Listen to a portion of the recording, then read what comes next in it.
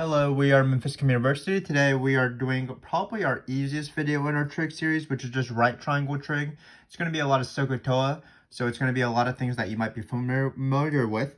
Before we start, let's just go over Sohcahtoa. So we have Sohcahtoa here.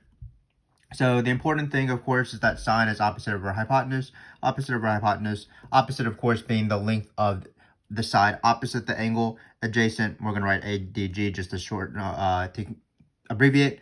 That's going to be the length of the side adjacent to theta, and then the hypotenuse, of course, is the hypotenuse of the right triangle.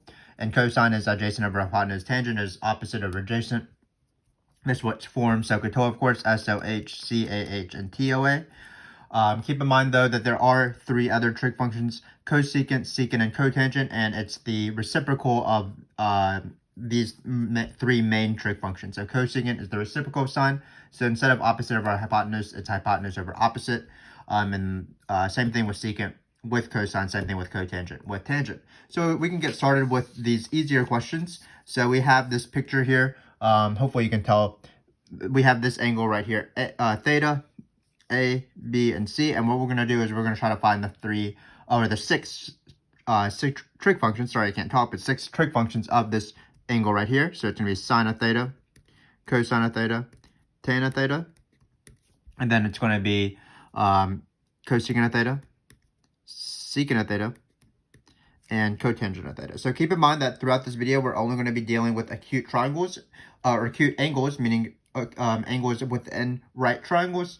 And so what we're going to do is we're going to be able to use Sohcahtoa throughout this video. So let's start with this question. So sine of theta, keep in mind that theta is here. Sine, of course, is opposite over hypotenuse. It's A over C, nothing too crazy. Cosine of theta, well, cosine of theta is the adjacent over the hypotenuse, so that's just B over C.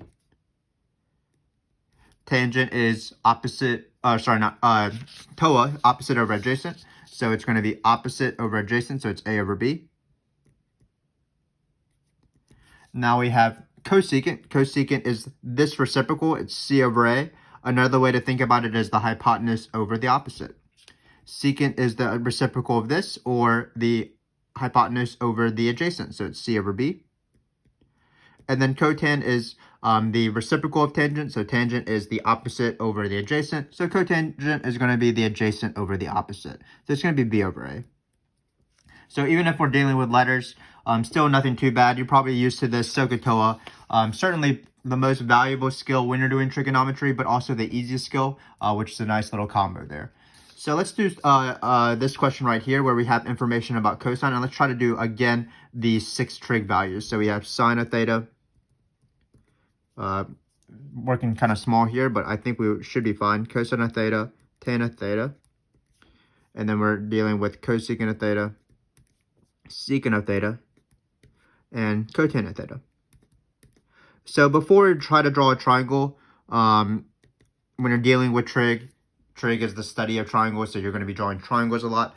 In the first one, it was provided. In the second one, we probably have to draw it. But there's two trig functions, or two trig values, that are actually pretty easy in this question before we don't have to actually draw any triangles in order to find them. So just keep in mind that, well, cosine of theta is given, so that's easy. It's 12 over 13. We'll write it like that to save some space. But also secant is easy, because remember, secant is the reciprocal of cosine. It will be the hypotenuse over the adjacent, but this is the adjacent over the hypotenuse, so secant has to be 13 over 12. So we could do those two values without drawing our triangle, but let's draw this triangle. So this, I just like to draw random triangles. I like to put my theta right here. It doesn't really matter. So in this case, it looks like we're going to try to construct the three sides of this triangle using cosine of theta is equal to 12 over 13. Cosine of theta is, of course, going to be adjacent over hypotenuse. So this is going to be the adjacent. This is going to be the hypotenuse. So it's going to be 12 over 13. And then what we're going to do is we're going to use these two sides, of course, to find this third side. Because we need this third side, the opposite, to find, for example, sine. The foolproof way to do this, no matter what, is to do Pythagorean Theorem. A squared plus b squared is equal to c squared. But keep in mind your special triangles, they often come up a lot. The ones I know are 3, 4, 5, 5, 12, 13. This is 5, 12, 13. 169 minus 144, square root of that, that'll be 5. So now that we have this triangle, this question becomes as easy as the previous one. Sine of theta is the opposite over the hypotenuse. That's 5 over 13. We can go ahead and already do cosecant because we just have to flip that because it's the reciprocal of this sine of theta. So it's 13 over 5. Tangent of theta is opposite over adjacent, so it's 5 over 12. And then finally, it's 12 over 5 for cotangent. Again, it's the reciprocal. So what we did is we used this cosine of theta being 12/13 to find the three sides of this triangle. And then once we found the three sides of this triangle, we were able to easily apply Sohcahtoa. Keep in mind that this cosine of theta gave us two sides of the triangle, and we found that third side using the Pythagorean theorem. So now we come to the most famous triangles, 45, 45, 90, 30, 60, 90. These are the questions that will appear throughout this video series in Trig. They're the special angles, the most important angles. They come up a lot on the ACT and the SAT as well. These are the values you'll just probably memorize eventually. But for now, what we can do is we can draw our special triangles, and then we can apply the same sort of ideas that we did previously. So sine of 45, well, this is going to be, of course, in a 45, 45, 90 triangle. So I'm going to draw my triangle like this, 45, 45, 90. So just keep in mind that you need to know the sides of a 45, 45, 90, and there's multiple ways to do this because you can multiply each of the sides by the same number. But what I like to think about is, well, this side and this side are the same, so I'm just going to call them 1. Again, you can call them anything you want. But then you do the Pythagorean theorem. This is an isosceles right triangle, of course, because this side is equal to this side, so you have 45, 45, 90. So you can just do Pythagorean theorem to find this side. So it's 1 plus 1. 1 squared plus 1 squared, which is 2, and then you take the square root of that. So this side is square root of 2. So this is how I like to label the triangle. Again, you can divide or multiply each of the sides by anything as long as you're consistent. So for example, some people like to label this as 1/2 root 2 over 2. But in this case, we're just going to label it like this. And then we should be able to find these three values. So it's going to be sine of 45. That's going to be the opposite over the hypotenuse. So it's 1 over root 2. Some people insist on radicalizing denominators. I don't really understand why. But in this case, if you want to radicalize the denominator, you would multiply everything by root 2 over 2, and you would end up with root 2 over 2. So I think this is perfectly valid, but perhaps your teacher wants you to write this one. But they're the same thing, of course. Well, cosine of 45. Well, cosine of 45 is the adjacent over the hypotenuse. So one of the features of 45 degrees is that the sine will equal the cosine because the opposite is the adjacent. So in this case, this is root 2 over 2. And then finally, tangent of 45, well, that's 1 over 1. So tangent of 45 is just 1. So again, we're just applying, of course, Sohcahtoa to these triangles that we're just drawing. So now we're going to do these. We're going to do these simultaneously, I guess. We're going to draw one triangle on the edge here. So keep in mind that 30, 60, 90 is a famous triangle. I'm going to draw it like this. So 30, 60, 90 is half of an equilateral triangle. So this would form the other half. So this side right here, I'm going to call this 1. This is half of this side because this is the equilateral triangle. So this would be 1 and 1. This is going to be root 3 from the Pythagorean theorem. 4, 2 squared minus 1 squared, and then you square root it, so it's square root of 3. And then just labeling the sides, this is going to be 60 because it's the equilateral triangle. The angles in a triangle add up to 180, of course, and you divide it by 3. They're all equal, so it's going to be 60. This is half of it, so it's 30, and this is 90. Another way to remember which side goes where is that the smallest angle has to go with the smallest side. So that's why 1 has to be in front of 30. 30 is opposite of root 3. And then, of course, you have your hypotenuse there. And again, some people want the hypotenuse to be 1. Especially, we're going to actually prefer this in the future because we were wanting to deal with the unit circle. And the unit circle has radius 1. So some people present this triangle as 1/2 root 3 over 2 and 1. So keep that in mind. But no matter how you label this triangle, of course, these values are all the same. So let's write sine of 30. Hopefully you can tell my picture, but I can just verbally say what this picture says. So sine of 30, just keep in mind that we're dealing with this angle right here. So it is the opposite over the adjacent. So it's 1 over 2. Opposite over adjacent of this angle. Then we're going to do cosine of 30. Opposite over adjacent, or sorry, opposite over hypotenuse. No, sorry. I'm not saying the right things. I'm just pointing to the right things, but I'm saying the right things. Hopefully I said for sine of 30, it's opposite of hypotenuse. adjacent is, cosine is adjacent over hypotenuse. I'm struggling here. Root 3 over 2. And then tangent is opposite over adjacent. So tangent is opposite over adjacent. It's going to be 1 over root 3. And 1 over root 3, you can, again, radicalize if you want. That's root 3 over 3. Multiplying everything by root 3. So now let's do sine of 60. So sine of 60, we're dealing with this angle now. So it's going to be root 3 over 2. So sine of 60 is the opposite over the hypotenuse. So root 3 over 2. And then cosine of 60 is going to be 1 half. And then finally, tangent of 60 is going to be opposite over hypotenuse. Again, root 3 over 1, but you can just write that as root 3, of course, because anything over 1 is just itself.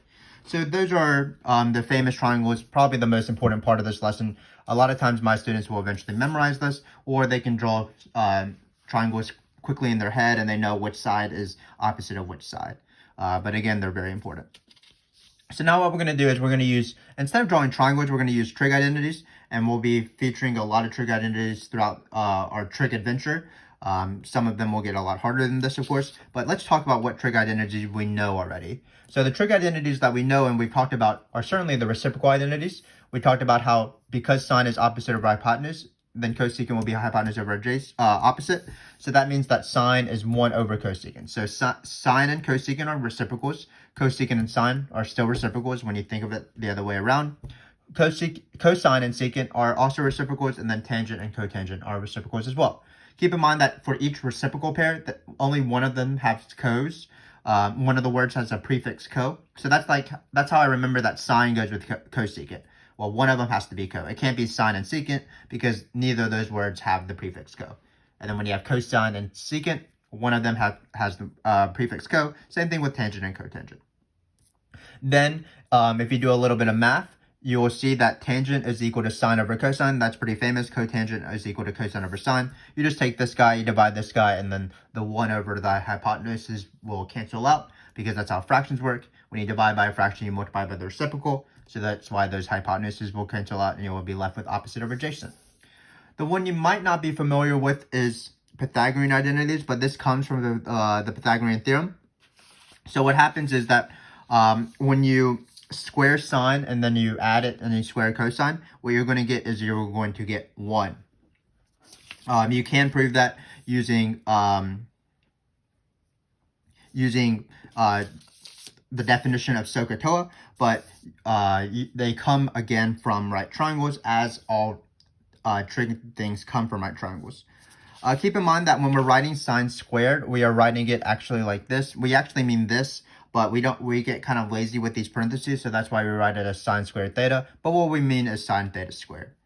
And then there's other Pythagorean identities not involving sine squared and cosine squared.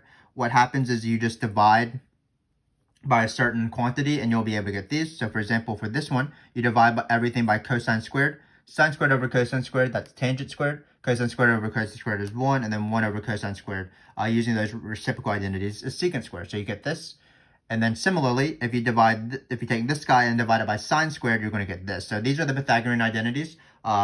They are used very often, especially when we start verifying trig identities and several videos from now. So let's try to use these identities, and again, without using triangles, to find the values that we want. So in this case, we have cosine of theta, and what we want to do is we want to find sine of theta and tangent of theta just by knowing the fact that cosine of theta is equal to 0.6, and we're dealing with acute angles.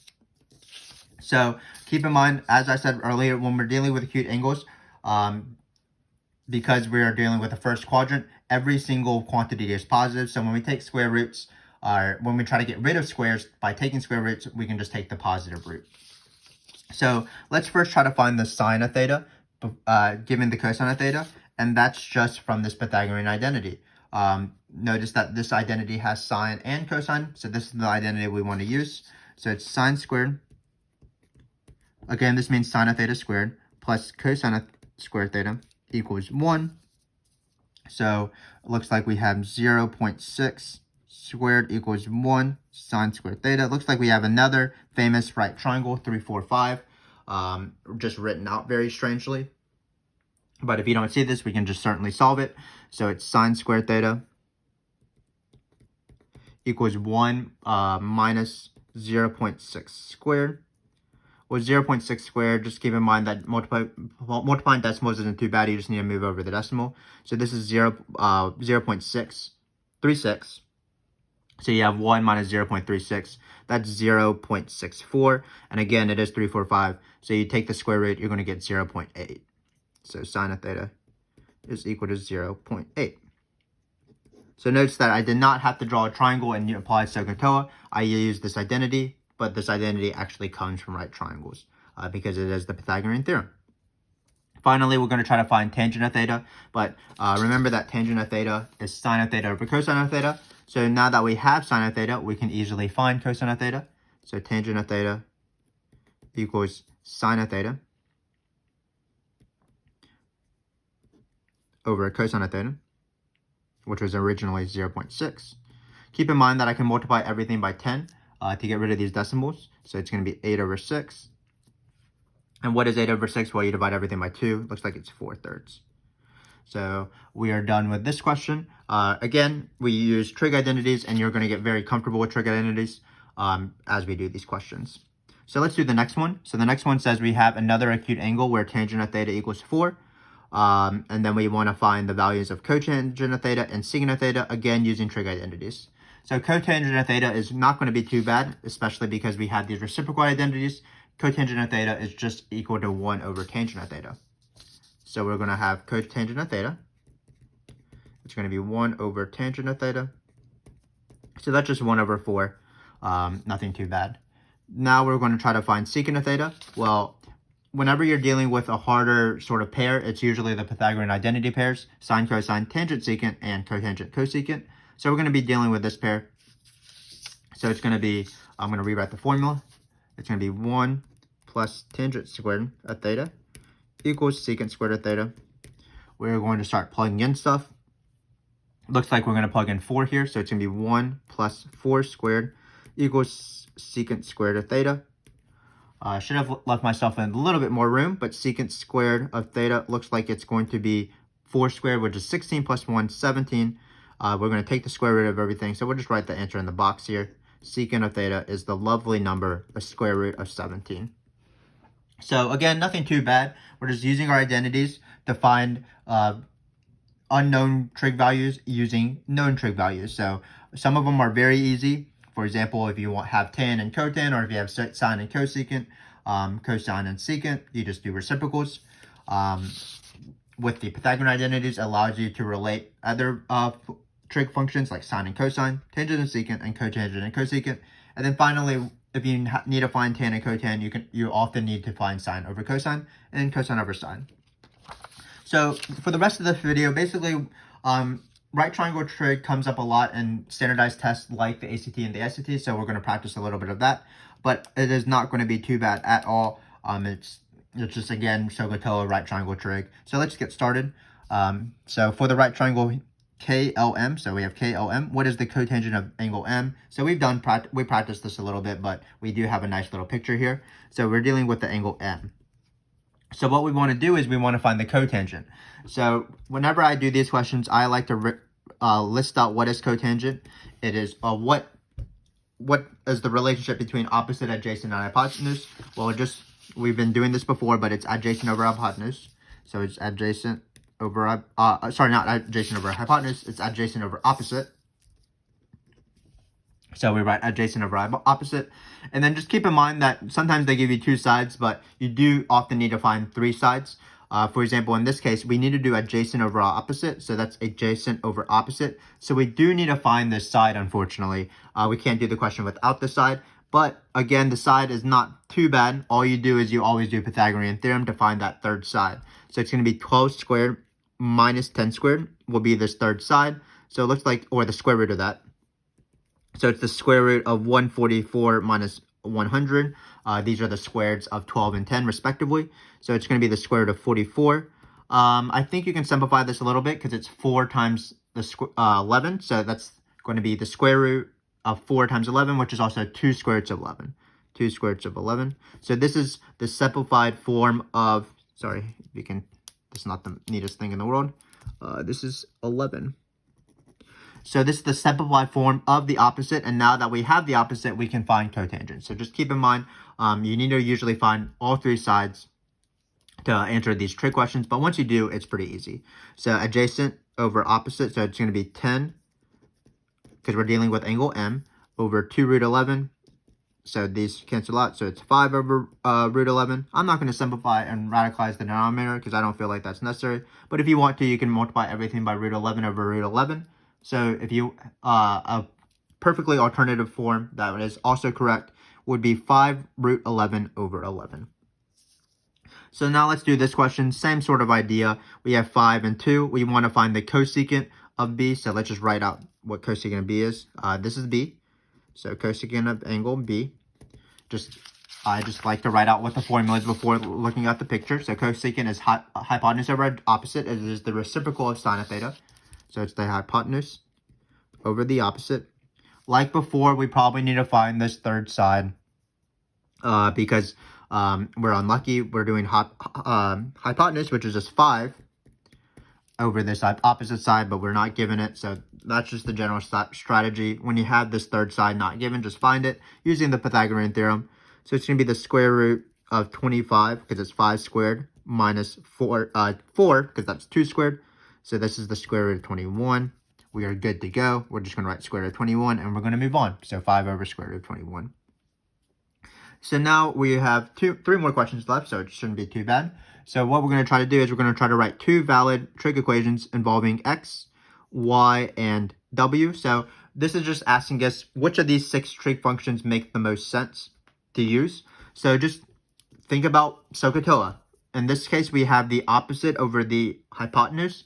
So the trig functions that make the most sense would be sine of theta, because sine of theta is opposite over hypotenuse. And then likewise, cosecant of theta is that flip, so that's the second equation we want. So the ones that make sense the most are going to be sine of theta, or sine of w actually in this case. So it's opposite over hypotenuse, so that's going to be x over y. And then we have cosecant of w, which is y over x. Nothing too crazy. Just keep in mind that if x was over here, for example, we would probably be doing cosine and secant because we would have the adjacent over the hypotenuse. Another scenario would be if y was the adjacent, and then if we have both of the legs of the triangle and not the hypotenuse, you're probably going to be dealing with tangents and cotangents. So let's see that in action here. So in this question, it's quite a long question, but it's actually not asking very much. So we have a pool, and this is the pool, diameter of 25 feet. And I believe it's the diameter 24 feet actually, but it actually doesn't matter. It's a height of 6, so let's change this to 4, but again, it doesn't matter, I don't think.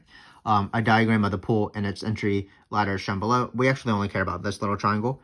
The directions for assembling the pool state that the ladder should be placed at an angle of 75 degrees relative to the level ground. So it's nice that they drew us a 75 degree right there. How far should the bottom of the ladder be placed away from the bottom edge of the pool? So this is the bottom of the edge of the pool. So again, none of this matters except this part right here. So we can enlarge this picture. So this is our picture. And then this is 6 because this is the height of the pool. So this is 6. This, again, number doesn't matter at all. And then you have 75 degrees. So how far should the bottom of the pool be placed away from the bottom edge of the pool, or the bottom of the ladder and the bottom edge of the pool, in order to comply with the directions? So in this case, what you want to do is you want to locate which side you want to do, which side is important. And then once we locate which side is important, because we'll have 2 sides of Sohcahtoa, then we'll be able to determine which function we want to use. So keep in mind that we want to find the distance between the bottom of the ladder and the bottom edge of the pool. So we want to find this distance actually. So I'm going to label this x. So now that we know that we want to find x, there's going to be a trig function that makes the most sense. Keep in mind in this case that we have opposite over adjacent, so it's going to be tangent, because tangent is opposite over adjacent. If we were trying to find this side, for example, if this were the x, then we would know opposite over hypotenuse, and then we're probably going to be using sines. If this 6 was given, if this information was flipped, like we knew 6 was here and x was here, then, or sorry, if we had 6 right here and we're trying to find the hypotenuse, then you would probably be doing cosines because you would have adjacent over hypotenuse. So just to reiterate, in this example, we have the opposite. We want to find the adjacent, so we're going to be using tangents. So the formula would be tangent of 75 degrees, because that's what the angle is equal to 6 over x, because it's opposite over adjacent. We can solve that, and this is likely like an ACT question, so you could type this into a calculator once you solve it. So we're just going to box this answer.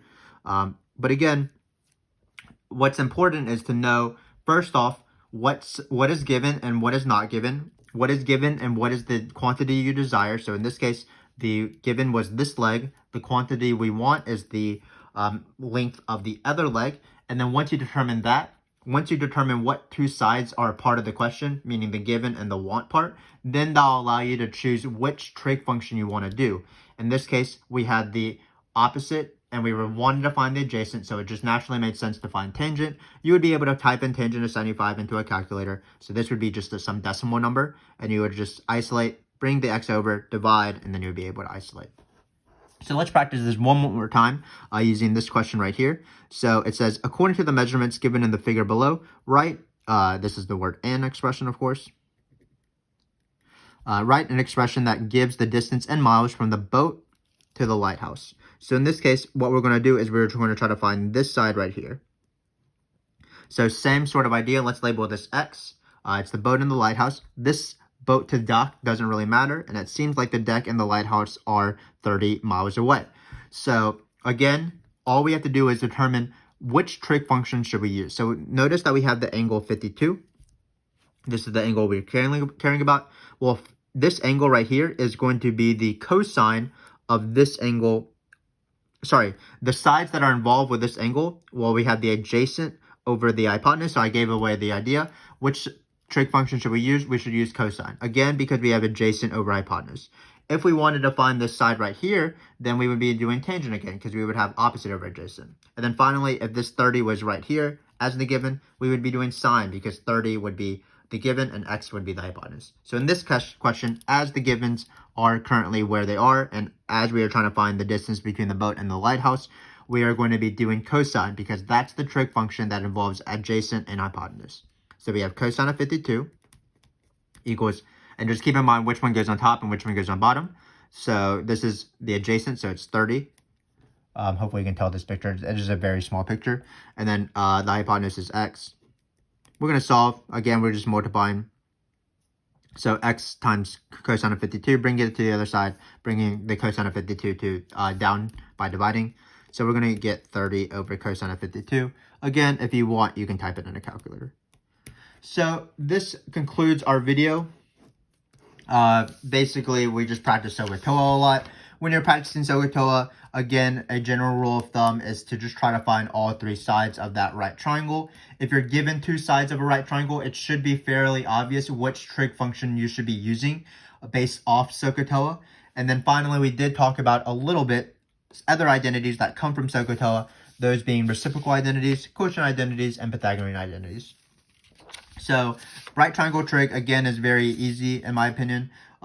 It's easier than the unit circle because it's more familiar to you. All you're doing is you're finding one thing, dividing it by another thing. Be on the lookout for our next videos, which are going to be certainly a little bit harder as we find trig values of special angles and as we start graphing these functions, sine, cosine, tangent, and cotangent.